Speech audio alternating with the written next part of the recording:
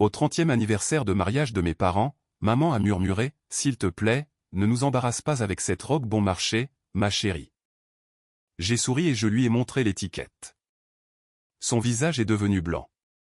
Ce n'était pas n'importe quelle robe de créateur, elle provenait de ma collection exclusive pour laquelle les célébrités paient 50 000 $. La fête est devenue silencieuse quand la grande salle de bal de l'hôtel Plaza scintillait de lustres en cristal et de roses blanches alors que l'élite de Manhattan se rassemblait pour célébrer le 30e anniversaire de mariage de mes parents. Richard et Catherine Montgomery n'avaient reculé devant aucune dépense pour leur célébration marquante, invitant 300 de leurs amis les plus proches, associés d'affaires et relations mondaines pour être témoins de leur histoire d'amour durable. Je me tenais près de l'entrée, lissant la simple robe noire que j'avais choisie pour l'occasion. Pour la plupart des observateurs, elle paraissait sobre, presque simple, une silhouette épurée qui tombait juste en dessous du genou avec des lignes nettes et un embellissement minimal. Mais c'était exactement le but. Le vrai luxe murmure. Il ne crie jamais. « Olivia, ma chérie, te voilà. » La voix de maman a traversé le foyer en marbre alors qu'elle s'avançait vers moi dans une robe dorée chatoyante qui coûtait probablement plus cher que la voiture de la plupart des gens. À 55 ans, Catherine Montgomery était toujours une femme éblouissante, ses cheveux auburn parfaitement coiffés et ses bijoux scintillant sous les lumières. « Joyeux anniversaire, maman », ai-je dit, me penchant pour l'embrasser sur la joue, en prenant soin de ne pas déranger son maquillage. Elle s'est légèrement reculée, son sourire vacillant alors qu'elle examinait mon apparence. « Oh, ma puce », a-t-elle dit, sa voix baissant jusqu'à un murmure. « S'il te plaît, ne nous embarrasse pas avec cette robe bon marché, ma chérie. » J'ai cligné des yeux, déconcerté par la franchise de sa critique. « Pardon ?» Maman a jeté un regard nerveux autour d'elle, s'assurant que personne n'écoutait. « Je sais que l'argent a été un problème pour toi depuis que tu as commencé ce petit truc de mode, mais ce soir est si important. Les Ayer sont là, les Vanderbilt, la moitié du conseil d'administration du Muséum. Ces gens remarquent tout. »« Truc de mode » ai-je répété doucement. « Tu sais ce que je veux dire ?» a-t-elle dit en fouillant dans son sac à main. « Tiens, prends ça. » Elle a pressé sa carte de crédit d'urgence dans ma paume. « Cours chez Bergdorf tout de suite et trouve quelque chose d'approprié. Une vraie robe de cocktail. Quelque chose qui montre que tu as ta place ici. » J'ai regardé la carte de crédit, puis le visage anxieux de ma mère. « Maman, tu penses que j'ai acheté cette robe parce que je ne pouvais pas me permettre quelque chose de mieux? » Eh bien, a-t-elle hésité, essayant clairement d'être diplomate. « Je sais que tu travailles très dur sur tes créations, et je pense que c'est merveilleux que tu suives ta passion, mais la réalité est la réalité, ma chérie. Lancer une ligne de mode prend des années pour devenir rentable. Et en attendant, tu ne peux pas te présenter à des événements comme celui-ci en ayant l'air de faire tes achats dans des magasins discount. » Avant que je puisse répondre, mon père est apparu à nos côtés, resplendissant dans son smoking sur mesure. Richard Montgomery attirait l'attention partout où il allait, mesurant 1,80 m, avec des cheveux argentés distingués et l'allure d'un homme qui avait bâti un empire immobilier à partir de rien. « Voilà ma belle-fille », a-t-il dit, bien que j'ai remarqué le léger resserrement autour de ses yeux en voyant ma tenue. « Olivia, tu es ravissante. »« N'est-ce pas ?» a dit maman avec une gaieté forcée. Je lui disais justement à quel point j'adore cette robe. L'expression de papa est devenue plus sérieuse. « En fait, ma chérie, je suis content de te voir avant le début de la réception. Je voulais te dire un mot rapidement. » Il m'a guidé vers un coin plus calme du foyer, loin des invités qui arrivaient. « Olivia, je sais que ce soir peut être intimidant. La liste des invités comprend des personnes très prospères, des PDG, des politiciens, des leaders culturels. Je ne veux pas que tu te sentes déplacé. »« Déplacé ? Ce que ton père veut dire, » est intervenue maman, qui nous avait suivis, « c'est que nous savons que tu cherches encore ta voie professionnellement. Il n'y a aucune honte à cela. Chacun prend des chemins différents. » Papa a hoché la tête. « Exactement.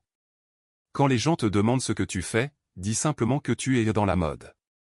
Tu n'as pas besoin d'entrer dans les détails sur l'état actuel de ton entreprise. » J'ai senti un œuf familier se former dans mon estomac. L'état actuel de mon entreprise. « Oh, ma chérie, » a dit maman tristement. « Nous savons que tu as eu des difficultés, vivant dans ce minuscule studio, travaillant à toute heure, joignant à peine les deux bouts. Nous voyons à quel point tu as été stressé. Ta mère a raison, a ajouté papa doucement. Démarrer une entreprise est incroyablement difficile. Le taux d'échec est astronomique, surtout dans la mode. Nous sommes fiers de toi d'avoir essayé, mais nous ne voulons pas non plus que tu souffres inutilement. Maman s'est soudainement éclairée. En fait, j'ai une merveilleuse nouvelle. J'ai parlé à Miranda Whitfield la semaine dernière. Tu te souviens de Miranda?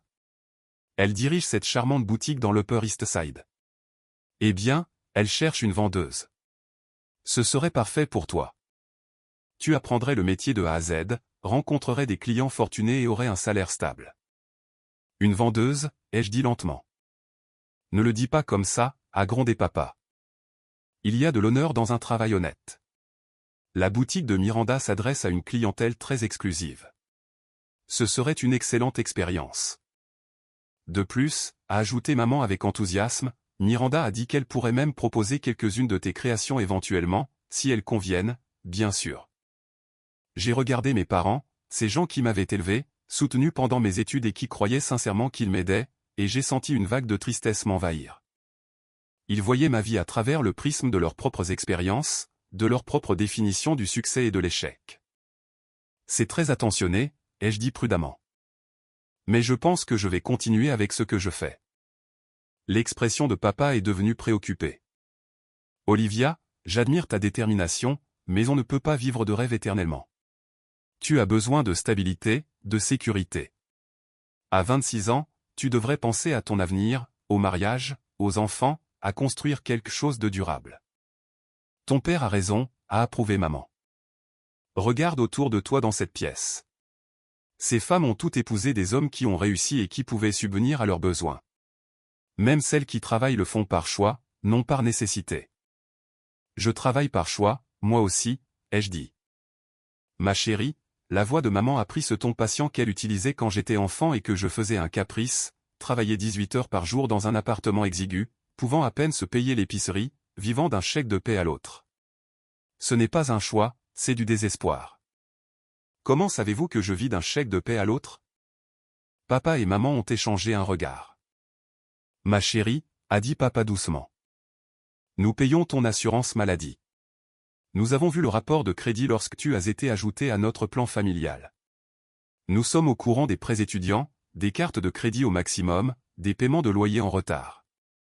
Mon sang s'est glacé. Vous avez surveillé mon crédit? Nous nous inquiétons pour toi, a dit maman sur la défensive. Quand tu as cessé d'accepter notre aide l'année dernière, nous avons dû trouver d'autres moyens de nous assurer que tu allais bien. Et franchement, ce que nous avons trouvé était très préoccupant. C'est pourquoi, a continué papa, nous pensons qu'il est temps d'être pragmatique. Prends le poste chez Miranda. Reviens vivre à la maison pendant un certain temps pour économiser de l'argent. Donne-toi le temps de découvrir ce que tu veux vraiment faire de ta vie. Je les ai regardés fixement, ces deux personnes qui pensaient tout savoir de ma situation, et j'ai réalisé que la conversation que je redoutais depuis des mois avait enfin lieu. La conversation où je devrais choisir entre continuer à leur laisser croire que j'échouais ou révéler la vérité sur ce que j'avais réellement construit. Et si je vous disais, ai-je dit lentement, que je n'ai pas besoin du poste de Miranda? Ma puce, a dit maman avec pitié. Bien sûr que tu n'en as pas besoin. Personne n'a besoin d'un poste en particulier. Mais tu as besoin de revenus, de stabilité, d'un avenir. Non, je veux dire, et si je vous disais que mon entreprise se porte en fait bien? Les sourcils de papa se sont levés, sceptiques. Définis bien un point. Assez bien pour que je n'ai pas à m'inquiéter du loyer, de l'épicerie ou des prêts étudiants. Olivia, a dit maman avec un mélange d'amour et d'exaspération, nous savons combien gagnent les créateurs de mode quand ils débutent. Même les plus brillants atteignent à peine l'équilibre pendant les premières années. C'est vrai pour la plupart des créateurs de mode, ai-je convenu. Mais je ne suis pas comme la plupart des créateurs de mode. Avant que l'un ou l'autre ne puisse répondre, une voix familière a retenti de l'autre côté du foyer. Olivia Montgomery. Oh mon Dieu, c'est bien toi. Je me suis retourné pour voir Sophia Chin s'approcher, resplendissante dans une superbe robe émeraude que j'ai reconnue immédiatement parce que je l'avais conçue spécialement pour elle. Sophia était une étoile montante d'Hollywood, connue pour son style impeccable sur le tapis rouge et sa tendance à faire la une des journaux où qu'elle aille. Sophia, ai-je dit chaleureusement, en acceptant son étreinte enthousiaste. Tu es incroyable. Tu plaisantes? Elle a reculé et a fait un geste vers sa robe. C'est de la pure magie. Quand j'ai porté la version rouge au Golden Globe, ça a littéralement cassé Internet. Je ne me suis jamais sentie aussi belle. Mes parents regardaient cet échange avec une confusion croissante. Maman s'est penchée vers papa et a chuchoté fort, « Comment connaît-elle Sophia Chin ?» Sophia a entendu et a ri. « Comment je connais Olivia ? Elle est seulement la créatrice la plus recherchée d'Hollywood en ce moment. Je suis sur une liste d'attente de 2 ans pour ses pièces sur mesure. » Liste d'attente, a demandé papa d'une voix faible. Oh, absolument, a dit Sophia, s'adressant directement à mes parents. Votre fille est incroyablement exclusive. Elle ne prend que 20 clients sur mesure par an, et la liste d'attente est folle. J'ai dû faire jouer mes relations juste pour avoir cette robe pour ce soir. Maman regardait alternativement Sophia et moi comme si elle regardait un match de tennis. Mais Olivia ne fait que commencer. Elle travaille depuis un studio. Un studio? Sophia a ri de nouveau. Vous voulez dire son atelier de design à Soho? C'est magnifique. 3 étages. L'espace de travail le plus incroyable que j'ai jamais vu. Bien que j'ai entendu dire qu'elle s'agrandit aussi dans le bâtiment d'à côté. J'ai surpris les expressions de mes parents et j'ai ressenti un mélange de sympathie et de satisfaction. Ils avaient clairement du mal à concilier ce qu'ils pensaient savoir de ma vie avec ce qu'ils entendaient. Sophia, ai-je dit doucement, peut-être que nous devrions. Oh, a interrompu Sophia, ses yeux s'illuminant. Avez-vous vu cet article de Vogue le mois dernier? La nouvelle garde, les jeunes créateurs qui remodèlent la mode de luxe. Votre reportage était absolument stupéfiant. Vogue, a murmuré maman. L'article de couverture, a confirmé Sophia. Bien que, honnêtement, les photos ne rendaient pas justice à vos pièces. Elles sont encore plus belles en personne. Papa a retrouvé sa voix. Olivia était en couverture de Vogue. Eh bien, pas la couverture, ai-je dit rapidement. C'était juste un article à l'intérieur. Juste un article? Sophia m'a regardé avec incrédulité. C'était 8 pages. Et ils vous ont appelé l'avenir de la mode américaine ou quelque chose comme ça. Un silence gêné s'est abattu sur notre petit groupe. Je pouvais voir les esprits de mes parents s'emballer, essayant de traiter cette information qui contredisait tout ce qu'ils croyaient de ma vie. Je devrais aller trouver ma table, a dit Sophia, sentant la tension. Mais Olivia, nous devons absolument déjeuner la semaine prochaine. J'ai 3 événements à venir, et je cherche désespérément quelque chose de nouveau. Elle m'a embrassé sur la joue et s'est éloignée, nous laissant, mes parents et moi, dans un silence inconfortable. Vogue, a dit maman finalement, sa voix à peine audible. Maman, je peux expliquer. Tu étais dans le magazine Vogue et tu ne nous l'as pas dit? Ce n'est pas si simple. Comment ça, ce n'est pas si simple? La voix de papa montait légèrement. Notre fille est présentée dans le magazine de mode le plus important du monde, et nous devons la prendre par une star de cinéma. Parce que je savais que vous réagiriez comme ça, ai-je dit honnêtement. Parce que je savais que vous en feriez toute une histoire. En faire toute une histoire? Maman avait l'air blessée. Olivia, c'est une nouvelle incroyable. C'est le genre de succès pour lequel nous avons prié que tu trouves. Vraiment? Parce qu'il y a 5 minutes, vous essayez de me trouver un travail de vendeuse. Papa a passé sa main dans ses cheveux argentés. Nous pensions. Nous croyions que tu avais des difficultés. Le rapport de crédit montrait. Le rapport de crédit montrait ce que je voulais qu'il montre, ai-je dit tranquillement. Je garde les finances de mon entreprise complètement séparées de mes comptes personnels. Le bail de l'appartement, les cartes de crédit, les prêts étudiants. Tout cela est à mon nom en tant qu'Olivia Montgomery, personne privée. L'entreprise opère sous un nom entièrement différent. Un nom différent, a demandé maman faiblement. J'ai cherché dans mon petit sac de soirée et j'en ai sorti une carte de visite, l'attendant à mon père. Il l'a lu à haute voix. Victoria Stone, directrice de la création, Stone Italier. Victoria Stone? Papa a levé les yeux vers moi. Mais c'est. Ton deuxième prénom est le nom de jeune fille de ta grand-mère maternelle, ai-je terminé. Je voulais une séparation complète entre mes relations familiales et ma réputation professionnelle. Je voulais réussir ou échouer uniquement sur la base de mon propre mérite. Maman s'est affaissée sur une chaise voisine qui faisait partie de l'élégant coin salon du foyer. Alors, quand Sophia a dit que tu ne prenais que 20 clients sur mesure par an. Je me limite pour garantir la qualité. Chaque pièce est entièrement sur mesure, faite à la main, prenant de 3 à 6 mois à réaliser. Et la liste d'attente? Actuellement d'environ 18 mois pour les nouveaux clients. Papa fixait toujours la carte de visite. Combien coûte quelque chose comme ça? J'ai hésité.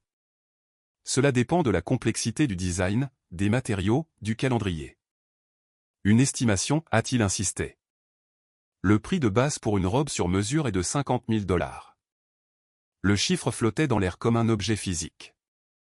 Maman s'est littéralement agrippée aux accoudoirs de sa chaise.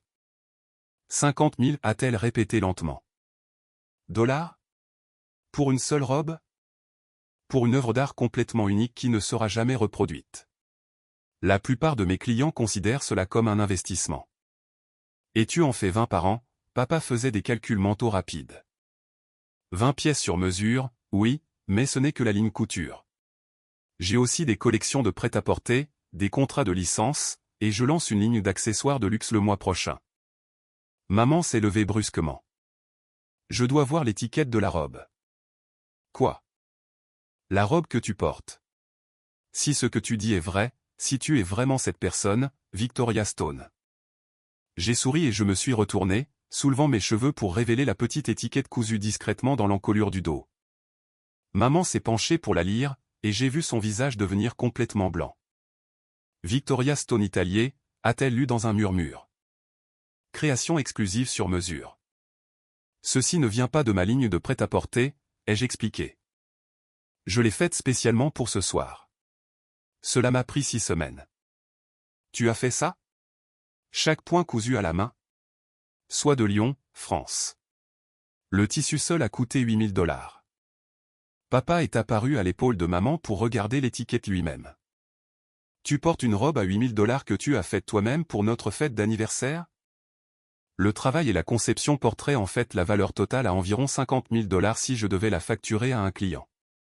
Mais comme je l'ai faite pour moi-même. 50 000 $, a dit maman d'une voix faible. Je t'avais dit qu'elle avait l'air bon marché. Elle est censée paraître sobre, ai-je expliqué doucement. Le vrai luxe n'a pas besoin de s'annoncer. Les gens qui comptent reconnaîtront la qualité quand ils la verront. Comme invoqué par mes mots, une autre voix familière s'est jointe à notre conversation. Olivia Montgomery, je pensais bien que c'était vous. Nous nous sommes tournés pour voir Patricia Ayer s'approcher. Oui, c'est Ayer, portant une robe bleu nuit que j'avais créée pour le mariage de sa fille 6 mois plus tôt. Patricia, ai-je dit chaleureusement, vous êtes éblouissante. Eh bien, j'ose l'espérer, vu ce que j'ai payé pour cette robe, a-t-elle dit en riant. Bien que cela en valait chaque centime. Je n'ai jamais reçu autant de compliments. Mes parents regardaient de nouveau fixement. Patricia Ayer était de la royauté de New York, le genre de femme qui apparaissait dans les pages mondaines et siégeait au conseil d'administration des grandes institutions culturelles. Êtes-vous de la même famille, a demandé Patricia, regardant entre mes parents et moi. Ce sont mes parents, ai-je dit. Richard et Catherine Montgomery. Oh, comme c'est merveilleux. Patricia a tendu la main gracieusement. Vous devez être si fière. Votre fille est absolument extraordinaire. Elle révolutionne la mode américaine. C'est ce que nous sommes en train d'apprendre, a dit papa faiblement. J'essaie de la convaincre de créer quelque chose pour le mégala de l'année prochaine, a poursuivi Patricia, bien que je sache que sa liste d'attente est incroyablement longue. Le mégala, a demandé maman. Oh, oui. La moitié des participants cherchent désespérément à porter ses créations. Bien que, je suppose que ce n'est pas surprenant, étant donné son succès. Patricia s'est excusée pour trouver sa table, et nous avons été laissés seuls à nouveau, avec le poids de ces révélations qui s'installaient autour de nous. Le mégala, s'est dit maman. Une de mes clientes fait partie du comité d'organisation, ai-je expliqué. Elle me demande de créer des pièces pour plusieurs participants. Depuis combien de temps, a demandé papa soudainement. Combien de temps quoi? Depuis combien de temps as-tu ce genre de succès? J'ai réfléchi à la question. L'entreprise est devenue rentable la 2e année. La 3e année, j'avais plus de demandes que je ne pouvais en gérer. C'est la 4e année. 4 ans, a dit maman. Tu es célèbre depuis 4 ans, et nous n'en avions aucune idée. Je ne suis pas célèbre. J'ai du succès. Il y a une différence. Olivia, a dit papa sérieusement, pourquoi ne nous l'as-tu pas dit? Pourquoi nous laisser penser que tu avais des difficultés? Je me suis assise sur la chaise à côté de l'endroit où maman s'était assise, ayant besoin d'un moment pour rassembler mes pensées. Parce que j'avais besoin de me prouver à moi-même que je pouvais le faire. Que je pouvais construire quelque chose de significatif sans que personne ne puisse dire que j'ai réussi grâce à la famille, à l'argent ou aux relations. Mais nous n'aurions pas dit ça, a protesté maman. Vraiment? Papa, tu as bâti Montgomery Real Estate à partir de rien. Tu es incroyablement fier de ce fait, et tu devrais l'être. Mais une partie de la raison pour laquelle tu es fier, c'est parce que tu sais que tu l'as fait toi-même. Papa est resté silencieux un long moment. Je suppose que c'est vrai. Je voulais ce même sentiment. Je voulais savoir que lorsque je regardais ce que j'avais construit, c'était à moi. Entièrement à moi. Mais à quel prix, a demandé maman. Nous nous sommes fait un sang d'encre pour toi. Nous pensions que tu joignais à peine les deux bouts, que tu étais trop fier pour demander de l'aide. Je sais, et je suis désolé. Mais je savais aussi que si je vous disais la vérité, tout changerait. Vous commenceriez à me présenter différemment dans les soirées. Vous voudriez investir dans l'entreprise ou offrir des conseils ou me mettre en contact avec vos amis fortunés. Et tout cela aurait entaché ce que j'étais en train de construire. Alors, au lieu de ça, tu nous as laissé penser que tu échouais, a dit papa. Je vous ai laissé penser que j'avais des difficultés, ce qui, d'une certaine manière, était le cas. Construire une entreprise est difficile, même quand elle réussit. La pression, la responsabilité, les décisions constantes. Tout cela est réel, indépendamment des marges bénéficiaires. Maman s'est penchée et a pris ma main. Je suis tellement désolé, ma chérie. Je suis désolé que nous n'ayons pas vu ce que tu accomplissais. Et je suis désolé de t'avoir traité comme si tu avais besoin de notre secours, a ajouté papa. Tu n'avais clairement besoin de rien de notre part. Ce n'est pas vrai, ai-je dit rapidement. J'avais besoin de votre amour et de votre soutien, même si je ne pouvais pas accepter votre aide financière. J'avais besoin de savoir que vous croyez en moi en tant que personne, pas seulement en tant que chef d'entreprise. Nous croyons en toi, a dit maman fermement. Nous avons toujours cru en toi. Même quand vous pensiez que j'échouais? Surtout quand nous pensions que tu échouais, a dit papa. Nous étions fiers de toi de suivre tes rêves, même quand nous pensions que ces rêves ne se réalisaient pas. Cela demande du courage. J'ai senti les larmes monter et je les ai ravalées avec soin pour préserver mon maquillage. Merci. Cela signifie plus que vous ne l'imaginez. Alors, a dit maman, essayant clairement de tout assimiler, quand tu disais que l'argent était un problème. Je vis modestement parce que je préfère ça. Le studio est parfait pour mes besoins, calme, bonne lumière, proche de mes fournisseurs. Je n'ai pas besoin d'un manoir. Mais tu pourrais t'en offrir un. Je pourrais m'en offrir plusieurs, en fait. Mais ce n'est pas qui je suis. Papa a secoué la tête avec étonnement. Notre fille, la magnate secrète de la mode. Je préfère créatrice, ai-je dit avec un sourire. Combien, a demandé maman soudainement. Combien quoi? L'entreprise. Combien vaut-elle? J'ai hésité. Maman, je ne pense pas. Une estimation, a-t-elle insisté, en utilisant la phrase de papa plus tôt. J'ai soupiré. Le chiffre d'affaires de l'année dernière était de 12 millions de dollars. Cette année, nous sommes en bonne voie pour atteindre 18 millions de dollars. Silence. Millions, a répété papa lentement. Avec un M? Je me suis éclairci la gorge et j'ai confirmé. Maman s'est levée et a fait quelques pas, puis s'est retournée pour me faire face. 12 millions de dollars de chiffre d'affaires. C'est le chiffre d'affaires brut, pas le bénéfice, ai-je précisé. Après les dépenses, les matériaux, le personnel, les impôts. Combien de bénéfices, a demandé papa. Environ 60% de marge sur les pièces sur mesure, 40% sur le prêt-à-porter. Plus de silence pendant qu'il faisait le calcul. Notre fille est millionnaire, a dit maman à papa. Multimillionnaire, ai-je corrigé doucement. Et nous avons essayé de te trouver un travail de vendeuse, a dit papa, riant malgré lui. Pour être juste, vous ne saviez pas. Parce que tu ne nous l'as pas dit. Parce que j'étais terrifié que vous réagissiez exactement comme ça. Nous nous sommes regardés, et soudain, nous nous sommes tous les trois mis à rire. Le genre de rire qui vient après une émotion intense, quand le soulagement et l'absurdité se rencontrent. Eh bien, a dit maman, en s'essuyant les yeux avec soin, je suppose que je devrais m'excuser d'avoir critiqué ta robe bon marché au point. Elle n'est pas bon marché, lui ai-je rappelé. Elle a juste l'air sobre. 50 000 $ de sobriété, a ajouté papa, secouant toujours la tête. La chose la plus chère que j'ai jamais portée était ma robe de mariée, a dit maman. Et c'était 2 000 $, ce que je trouvais extravagant à l'époque. Des mondes différents, ai-je convenu. Alors, que se passe-t-il maintenant, a demandé papa. Faisons-nous semblant de ne pas savoir? Maintenant, vous savez, ai-je dit simplement. Et j'espère que vous pourrez être fiers de ce que j'ai construit, non pas malgré ce que vous pensiez être un échec, mais à cause de ce que c'est réellement. Nous sommes fiers, a dit maman fermement. Incroyablement fiers. Mais aussi un peu blessé que tu aies senti que tu ne pouvais pas nous faire confiance avec la vérité. Ce n'était pas une question de confiance. C'était une question de nécessité. J'avais besoin de devenir cette personne sans les attentes ou l'aide de quiconque. Et maintenant que tu le es. Point maintenant que tu le es, nous adorerions faire partie de ton monde, a terminé papa. Si tu nous le permets. J'aimerais ça, ai-je dit honnêtement. Bien que cela puisse demander un certain ajustement pour nous tous. Maman a ri. C'est le moins qu'on puisse dire. J'économisais pour t'acheter une belle robe pour Noël. Maintenant, je me demande bien ce que je pourrais t'offrir que tu ne pourrais pas t'acheter toi-même. La même chose que vous m'avez toujours donnée, ai-je dit. Votre amour et votre soutien. C'est toujours la chose la plus précieuse que vous ayez. Même pour une créatrice de mode millionnaire?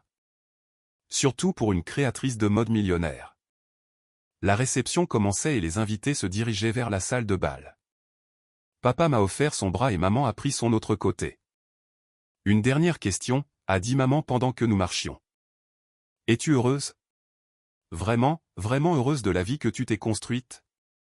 J'ai pensé à mes journées à concevoir des pièces qui rendaient les femmes belles, à travailler avec des artisans incroyablement talentueux, à construire quelque chose de significatif et de durable.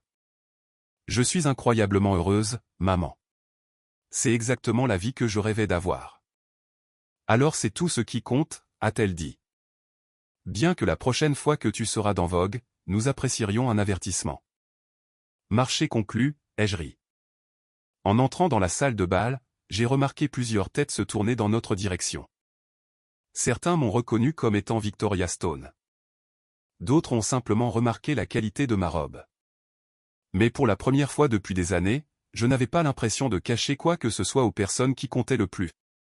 Au fait, a dit papa doucement alors que nous trouvions notre table, je change mon discours d'introduction. Papa, non. Je suis fier de ma fille, la créatrice de mode à succès, a-t-il dit fermement. Et tout le monde ici va le savoir. J'ai souri, réalisant que certains secrets étaient destinés à être révélés, et que certaines révélations valaient l'inconfort temporaire qu'elles causaient. Mes parents connaissaient maintenant la vérité, et d'une manière ou d'une autre, cela rendait tout ce que j'avais construit encore plus réel, encore plus mien. La soirée s'est poursuivie avec une nouvelle compréhension, un nouveau respect, et le genre de fierté qui ne vient pas du fait de cacher qui vous êtes, mais d'être enfin vu pour qui vous êtes devenu.